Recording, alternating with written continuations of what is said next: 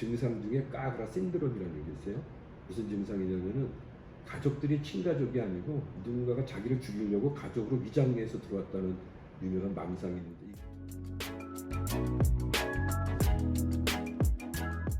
네, 법무부 범죄예방정책국 저스티스 오피서 법대라발팀입니다. 오늘은 국립법무병원 조성남 원장님 모시고 국립법무병원과 마약 예방이라는 주제로 이야기 나눠보도록 하겠습니다. 네, 병장님 안녕하세요. 네, 안녕하세요. 반갑습니다. 병장님 간단하게 소개 한번 부탁드립니다. 네, 안녕하세요. 국립법무병원 원장을 맡고 있는 조성남입니다. 저는 정신과 전문이고요. 우리 법무병원은 법무부에서 운영하는 정신병원입니다. 우리 정신의학 중에서 법정심의학이라는 분야가 있는데 법정심의학 전문병원입니다. 1200병상으로 되어 있는 법원에서 치료가 선고받은 사람들을 치료하는 정신병원입니다. 반갑습니다. 사실 국립법무병원이라고 하면 네. 일반인들에게는 다소 생소한 기관일 것 같습니다. 그래서 어떠한 목적을 가지고 어떤 역할을 하는지 또 간략하게 설명 부탁드립니다. 우리나라에는 치료 감호법이 있어요. 범죄를 저지른 사람 중에서 치료가 필요한 사람들은 법원에서 치료 감호를 선고하게 되는데, 그런 선고받은 사람들에서 치료받는 것입니다. 검사의 청구에 의해서 판사가 판단을 해서 치료 감호를 선고하죠. 그래서 치료 감호의 요건은 세 가지예요. 하나는 금고 이상의 형에 해당하는 범죄를 저지른 사람이에요. 그 사람 중에서 치료가 필요한 사람, 예를 들어서 정신질환으로 인해서 범죄가 일어났거나 중독의 문제라든가 또는 성적 장애 때문에 성범죄가 일어난 경우, 이런 치료가 필요한 질환을 앓고 있을 때, 세 번째는 치료를 받지 않으면 재범 위험성이 높다. 이렇게 세 가지 요건이 맞게 되면은 검사가 치료감호 청구를 할 수가 있게 되어 있습니다. 그래서 지금 1200병상으로 되어 있는데, 그 중에 1000병상은 정신질환으로 인해서 범죄를 저지른 사람, 100병상은 중독으로 인한 경우, 세 번째 또 100병상은 성적 장애로 인한 성범죄를 위한 병상, 이렇게 구성이 되어 있어요. 범죄가 성립이 되려면은 유책성이 있어야만 범죄가 돼요. 그러니까 책임 능력이 있는 사람이 범죄를 해야 범죄가 성립이 되는 거예요. 그래서 범죄가 일어나면은 범행 당시에 그 사람의 정신 상태가 자기가 하는 행동에 대해서 책임질 수 있는 능력이 있느냐 없느냐를 따지게 돼요.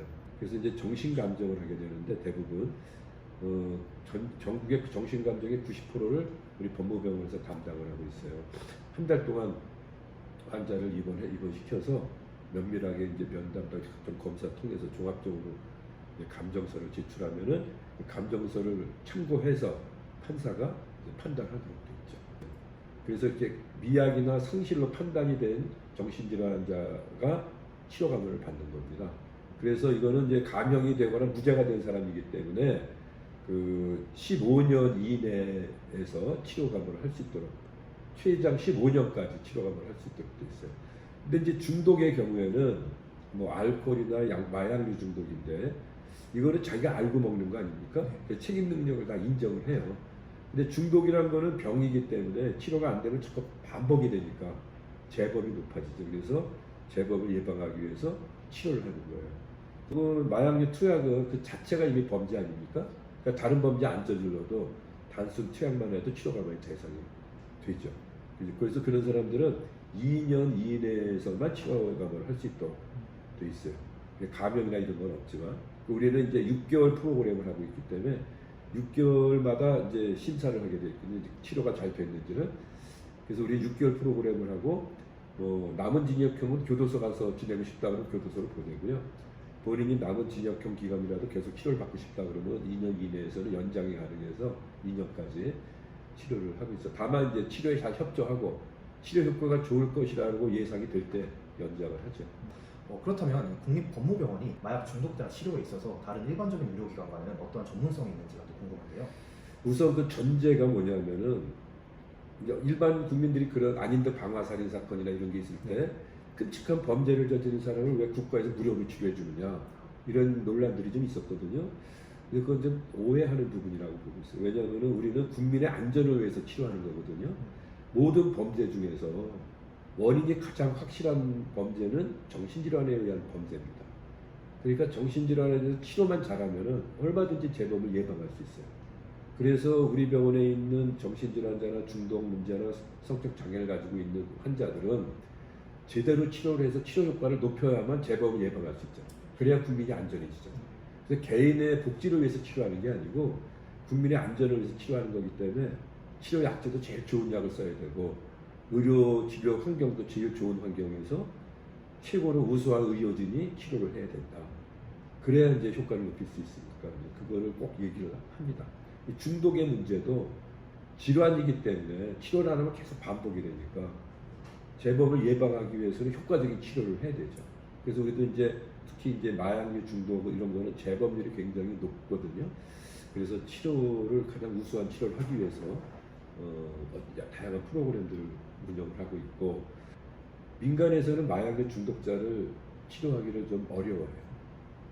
마약류를 투약하는 자체가 범죄이기 때문에 전과도 있고 또 이런 것 때문에 좀 꺼려하는 경향이 있고 또 마약류 중독자들을 다뤄본 경험이 없기 때문에 치료를 시작하기를 좀 두려워하는 면도 좀 있어요. 그래서 우리나라에서 체계적으로 마약류 중독자를 치료할 수 있는 시설은 두 군데, 우리 법무병원하고 경상남도 창녕에 있는 국립부곡병원. 거기에 이제 약물 중독 진료소가 부설이 돼 있어요. 200병상으로. 근데 거기하고 우리하고 두 군데인데 우리는 법원에서 치료가 선고 받아야만 들어오기 때문에 일반인이 들어올 수는 없죠. 국립부곡병원은 일반인이 아무 때나 이용할 수 있는 보건복지부에서 운영하는 병원이지 민간 이런 시설에서는 치료할 수 있는 병원이 별로 적어요. 우리나라에 치료보고 지정병원이라 그래서 그 국가에서 지정한 그 병원들이 있는데 21군데가 있는데 지금 활발하게 거기서 제대로 치료하는 병원은 인천의 찬사랑병원하고 대구의 대동병원하고 국립부곡병원하고 세 군데밖에 없어요. 나머지는 유명무실하고 본인들이 자기네 병원이 치료보 지정병원인지도 모르는 데가 대다수고 그래서 민간에서는 그걸 잘 안 보려고 그러는 게 문제다. 그래서 국립부곡병원도 5주 프로그램을 하기 때문에 사실은 우리는 6개월 프로그램을 하잖아요. 그래서 6개월에서 1년 과정이기 때문에 또 체계적인 프로그램을 갖춘 데는 우리 병원밖에 없다. 다만 우리는 이제 민간인이 들어올 수 없기 때문에 그런 게 좀 다른 점이다 이렇게 볼 수가 있죠. 우리 병원에서 6개월이나 1년 이렇게 치료를 해도 밖에 나가서 연결할 수 있는 치료 시설이 있어야 되잖아요. 물론 이제 우리 병원에서 퇴원한 사람들은 20년간 본인이 원하면 무료로 외래 치료가 가능해요. 여기도 이제 한 군데밖에 없기 때문에 여기 오기 어려운 사람들은 전국에 국립병원이 5개가 있거든요. 정신병원이. 거기서 외래 치료를 받으면은 치료비를 우리가 대줘요. 그래서 전국 5군데에서 무료로 외래 치료를 받을 수 있다. 그런 이제 연계 체계는 갖춰지고 있는데 그 5개의 병원이라 하더라도 마약류 중독자를 이렇게 보기를 원하는 데가 별로 없고 그래서 어려움이 많죠. 그래서 이런 전문적으로 치료할 수 있는 입원을 할 수 있는 병원들이 좀 많이 확보가 돼야 되는데 아직 그런 수준이 아직 안 되고 있어서 그걸 어떻게 활성화시키느냐 이게 중요한 거예요. 중독은 평생 재발을 하지 않도록 관리하는 병이기 때문에 이 자조 모임 같은 게 다 만들어져 있어요. NA, 나르코틱스 아노니머스라고 그래서 단약 자조 모임이 있어요. 우리나라에도 2004년에 처음으로 단약 자조 모임 NA를 만들었어요. 그게 이제 우리 치료감호실에서 치료받던 환자들하고 제가 한 달에 한 번씩 1996년부터 쭉 만나왔거든요. 두 번째 화요일 날 만난다 그래서 2화 모임이에요. 두 번째. 그걸 이제 비공개 모임으로 계속 해오다가 이제 그 인원이 주축이 돼서 2004년에 공식적인 NA를 발족을 하게 된 거죠. 지금은 이제 전국에 10군데에서 매주 NA 모임을 하고 있어요.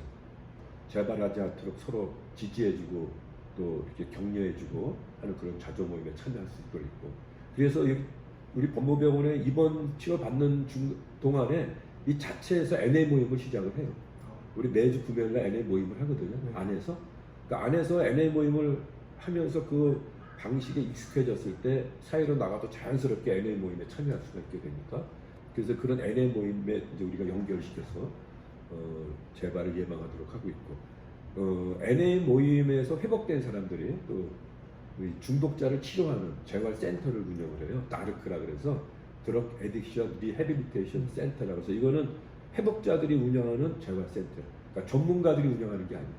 그 회복자들이 자신이 중독에서 회복된 경험을 가지고 중독자들하고 같이 살면서 하나의 모델이 돼서 자기가 한 대로 따라오게 만들어서 회복시키는 그런 거를 하고 있어요. 이게 일본에서는 37년 전에 처음 한 군데서 시작이 돼서 지금은 전국 90군데로 퍼져가지고 한 2,000명 정도의 중독자들이 지금 회복을 하고 있어요. 거기서.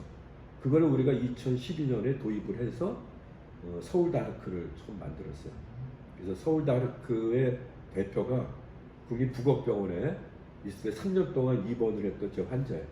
그 3년 동안 입원해 있으면서 원광 디지털대학의 중독재활복지학과에 편입을 해 들어가서 사회복지사 1급 자격증도 따고 또 정신보건 사회복지사 수련도 받아가지고 정식 정신보건 사회복지사가 돼서 이제 그 서울 다르크를 개설을 한 거예요.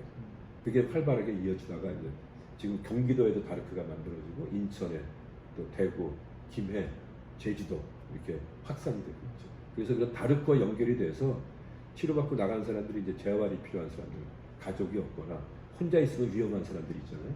그런 사람 다르크에서 또 재활을 하게끔 이렇게 연계 체계를 지금 가지고 있습니다. 다양한 기관과 연계하고 있는 국립법무병원이다 말씀해 주셨는데 이제는 질문을 조금 바꿔보려고 합니다. 네, 병원장으로 재직하시면서 많은 환자들을 보셨을 것 같은데 병원장님께서 직접 보셨던 마약 중독자의 삶을 알려주시면 마약의 위험성을 알리는 데 큰 도움이 될 것 같습니다. 네. 이에 대한 경험담 있으시면 부탁드립니다. 제가 이제 마약 중독자를 처음 보기 시작한 거는 이제 전문의 마치고 군대에서 군의관 제대 후에 첫 직장이 치료감호소에 들어와서 88년에 보기 시작했거든요.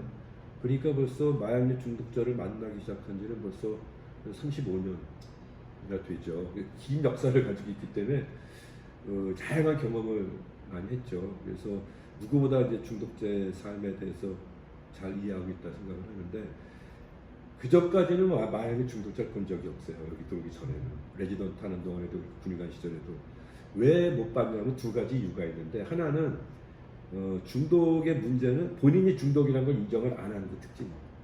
알코올 중독, 도박 중독, 게임 중독 모든 중독이 다 그래요. 자기는 중독이 아니래. 옆에 있는 친구는 중독이 맞는데 자기는 아니다.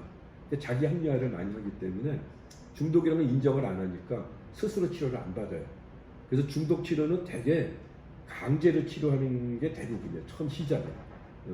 스스로 치료받는 사람들도 있지만 그때는 너무 늦게 시작을 하는 거예요. 이게 이런 모든 걸 다 잃은 다음에 그때 후회하고 스스로 치료받으려고 그러거든요. 스스로 치료받는 사람이 거의 없어서 볼 수가 없었죠. 또 하나 문제는 그때는 어떤 법조항이 있었냐면은 이 마약류 중독자가 병원에 치료받으러 오면은 담당 의사는 그 사람의 인적 사항을 한 달 이내에 보건당국에 보고해야 될 의무가 있어요. 어떻게 보면은 그 조항 때문에 치료가 잘 안 돼요. 오지랖 신분이 드러나니까 투약 자체가 범죄인데 그래서 오지도 않고 이게 와전이 돼가지고 어떻게 소문이 났냐면 병원에 치료받으러 가면 신고된다. 뭐 이런 소문이 있으니까 환자가 뭐 검거될 위험성 때문에 오질 않아요. 그래서 활성화가 안 된 거예요. 치료가. 그래서 이제 치료를 활성화시키기 위해서 마약류 관리에 관한 법률로 이게 통합이 되면서 의사의 보고 의무 조항 자체를 삭제해버렸어요. 근데 이제 그게 벌써 없어진 지가 23년이나 지났는데도 아직도 그런 내용을 모르고 있는 사람이 많아요. 그러니까 많은 중독자들도 야 이거 병원에 가서 치료받으면 신고되는 거 아닌가 두려움 때문에 잘 오지도 않고 심지어는 의사들 자체도 잘 몰라요. 그래서 마약류 환자가 치료받으러 오면 이거 신고해야 되는 거 아닌가 하고 생각하는 사람도 있으니까 아직 그 내용을 잘 알려지지가 않은 게 문제다. 그러니까 23년 전부터 이미 그 보고의무 조항 자체가 없어졌기 때문에 비밀 보장하에 그냥 일반 질환처럼 의료보험 혜택 다 받으면서 얼마든지 치료받을 수 있거든요. 이번 기회에 분명히 좀 알았으면 좋겠다. 그래서 제가 여기서 제일 처음 만난 사람은 이제 필로폰, 메스암페타민에 중독이 돼서 정신병이 생겨서 그것 때문에 6개월 된 자기 딸을 살해하는 사람이거든요.